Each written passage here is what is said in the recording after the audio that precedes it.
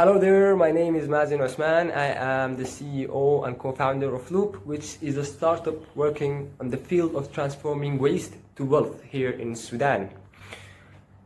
Why have I become an entrepreneur? First, the unutilized opportunities we have here in Sudan and in Africa in general are enormous. I think only by entrepreneurship you can tap those potentials. The impact that can be brought to the people is much needed, and from that need I have decided to become an entrepreneur.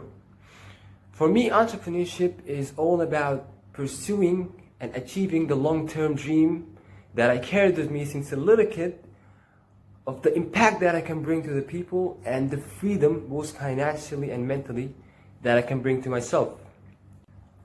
There are three main characteristics an entrepreneur should have.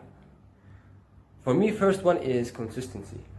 When I say consistency, I mean the ability to push over failure, to treat failure as a learning opportunity rather than a discouraging event that will hold you back, and preserve a strong mindset of working hard and with passion through those failures until you get it right.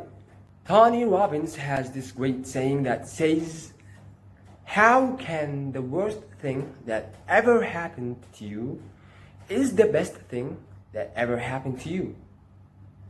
I think if there's any entrepreneur with a mindset that resembles this phrase, he will definitely make it as a successful entrepreneur one day. Second characteristic is the ability to create a vision. I know this may sound a little common or mediocre, but an entrepreneur without a vision is just like an instrumentist without an instrument. It doesn't make sense, does it? When I say the ability to create a vision, I mean the ability to have enough courage to think big and far. See, no entrepreneur can make it by himself.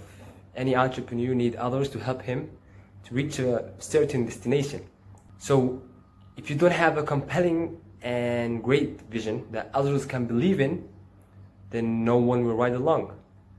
That's why don't be afraid to be called a dreamer, as I did at some point in my journey. I think in the contrary, you have to embrace it. Third characteristic is the ability to effectively manage your time. See, being an entrepreneur is high demanding when it comes to time. You will be performing a lot of tasks that is way over your normal capacity, which will result in underperformance if not effectively managed, eventually resulting in bad results. So that's why effectively managing your time is very critical to achieve high performance, which is a state that you need to be in as an entrepreneur trying to break through. Effectively managing time is by prioritizing your most important to-dos or tasks or goals and do them first. Otherwise, you will be scattered and you don't want to be there. Your performance will decrease, your motivation will decrease, and then everything will just start to look harder. There is many things I have learned being an entrepreneur. An important one is you have to be sure that you chose the right partners.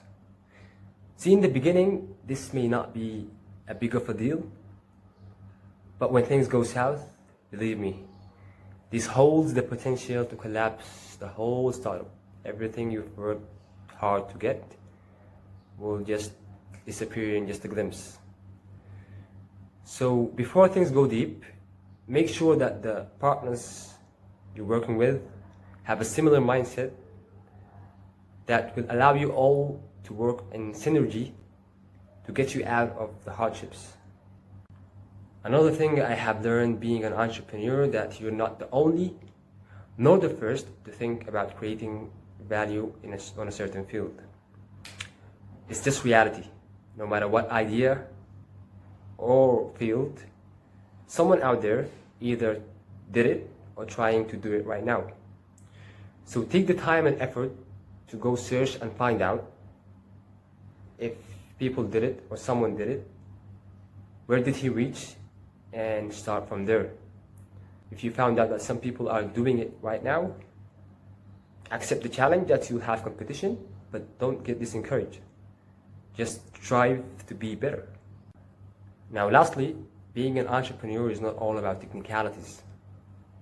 You will be doing and performing a lot of tasks that will require a lot of different skills that you most definitely don't have all.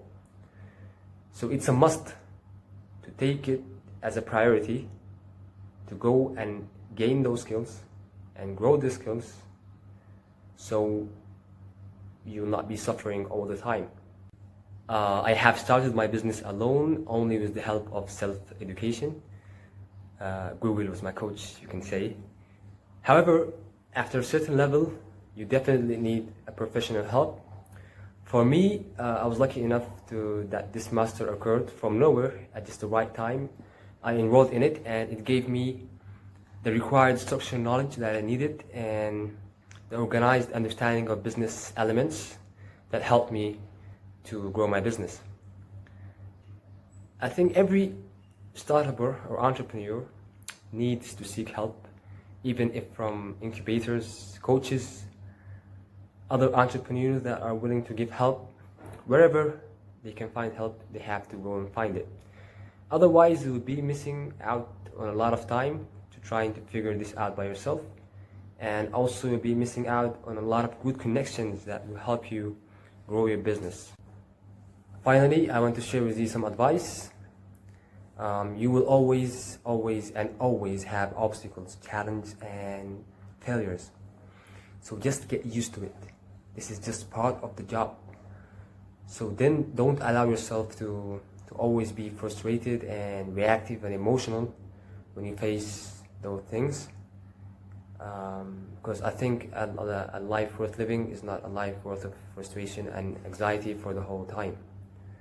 So please train yourself to be calm and do your best work without going through all this drama. Remember, dream big, think big, and make an impact. Thank you so much for watching.